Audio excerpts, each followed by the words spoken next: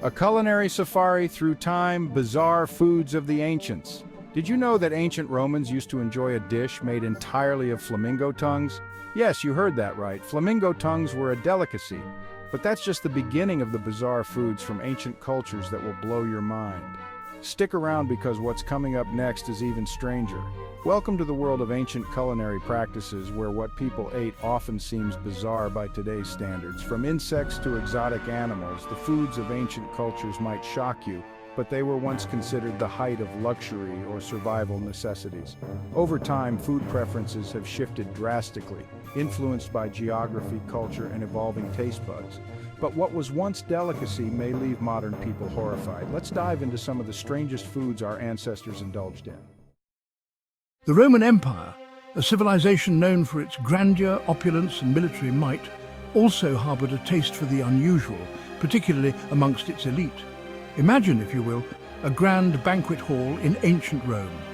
The air is thick with the scent of exotic spices, the sound of laughter and music. On the tables laden with silver and gold sit platters piled high with delicacies, but amongst the roasted meats and sweet fruits, there's a dish that stands out for its sheer extravagance and peculiarity: platters of flamingo tongues. In ancient Rome, the delicate tongues of flamingos were considered a delicacy, a dish reserved for the wealthiest citizens and most esteemed guests. The very act of serving flamingo tongues was a display of immense wealth and status. These majestic birds, with their vibrant pink plumage, were not native to the Italian peninsula. They were imported at great cost from distant lands like Africa and Persia. This only added to the allure of the flamingo tongue, transforming it from a mere dish into a symbol of power and reach. The preparation of this unusual delicacy was an art form in itself. The tongues were carefully removed, then meticulously cleaned and prepared. Some recipes called for them to be boiled, others roasted, often seasoned with a blend of exotic spices and herbs. The result, according to those who partook in this ancient delicacy, was a unique and surprisingly flavorful experience. The taste of flamingo tongue has been described as similar to that of duck or other game birds, but with a slightly more intense gamier flavor. Today, the thought of consuming flamingo tongues may seem outlandish, even repulsive. However, it serves as a stark reminder that culinary practices are constantly evolving, shaped by cultural norms, environmental factors, and the ever-changing tastes of humanity. Our culinary journey now takes us across the Atlantic to the heart of Mesoamerica, where the mighty Aztec civilization flourished. The Aztecs, renowned for their advanced civilization, intricate rituals, and deep connection to nature, also held a fascinating and, to some, surprising culinary tradition: the consumption of insects. While the thought of eating insects might make some squirm, for the Aztecs, insects were a valuable source of protein and other essential nutrients. And amongst the various edible insects they consumed, one stood out as a true delicacy: the Escamoles. Often referred to as insect caviar, Escamoles are the edible larvae of ants, specifically those found in the roots of the agave plant, the same plant used to produce tequila. Harvested only during a brief period each year, the collection of Escamoles was a delicate and laborious process, often requiring the destruction of the agave plant itself. This rarity, coupled with their unique flavor and texture, elevated Escamoles to a prized delicacy in Aztec society. They were often reserved for special occasions, religious ceremonies, and the tables of the elite. The preparation of Escamoles varied, but they were often lightly fried or roasted with butter, chilies, and local herbs, resulting in a dish that was both flavorful and visually appealing. The taste of Escamoles has been described as buttery and nutty, with a texture similar to that of cottage cheese.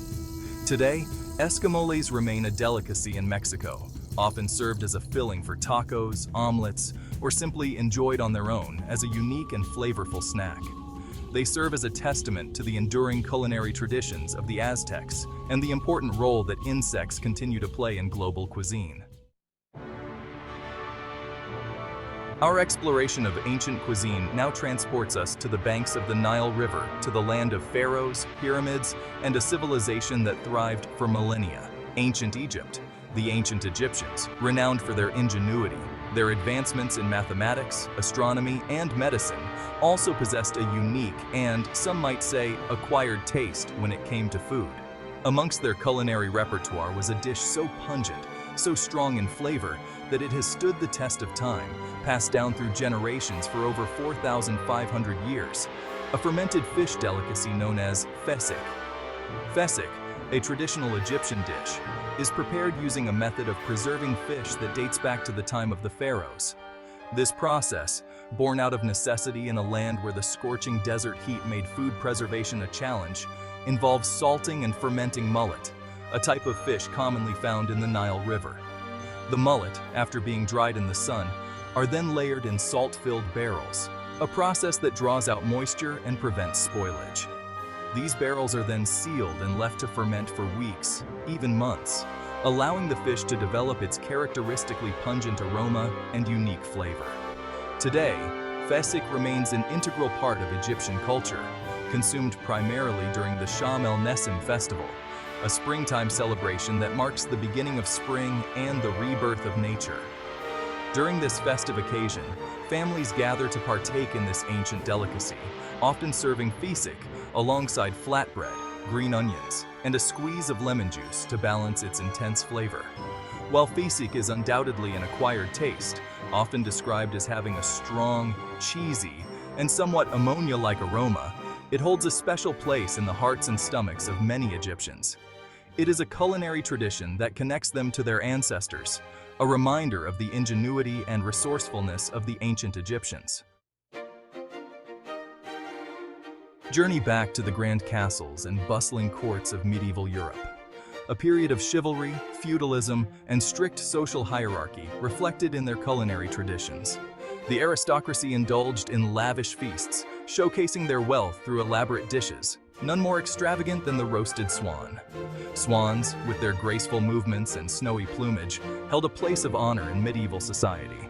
Often found gliding across moats or gracing royal gardens, they were far from average poultry. Swans symbolized wealth and power, their presence at a feast a testament to the host's high standing. Preparing a swan was an elaborate affair, often involving a team of cooks. The bird, once selected, would be plucked and cleaned. The swan was then roasted whole, its cavity filled with a savory stuffing of herbs and spices, creating a culinary masterpiece. The roasted swan, a symbol of opulence, would be carried into the banquet hall with great ceremony, often accompanied by music and fanfare. Its arrival met with awe and anticipation, eager to partake in this prestigious dish. Carving the swan was an honor, often bestowed upon a distinguished guest.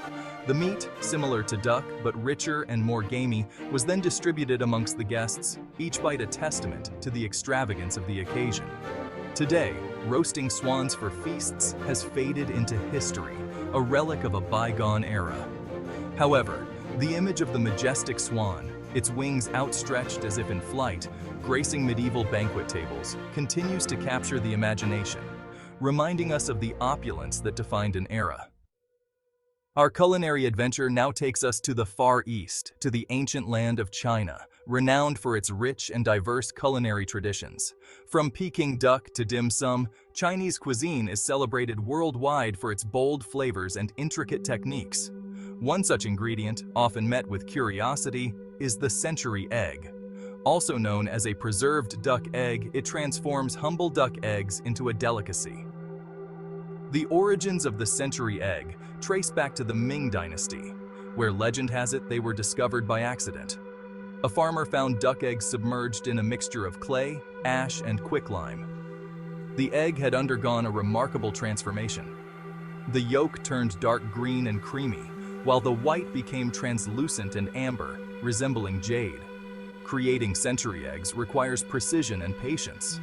Fresh duck eggs are coated in a mixture of clay, ash, salt, quicklime, and rice hulls. Over weeks or months, this mixture alters the egg. The result is a visually striking and flavorful century egg. The yolk, now dark green, has a rich, creamy texture. The white, jelly-like, has a salty and slightly earthy flavor. So what have we learned from our journey through ancient dining practices? Whether it's the Romans with their love for flamingo tongues or the Aztecs and their ant larvae, One thing is clear, food is deeply tied to culture, survival, and status. What one civilization cherished, another might find revolting, and vice versa. Today's bizarre foods could have been ancient delicacies, but one thing's for sure, our tastes have certainly evolved. Which of these ancient foods would you dare to try?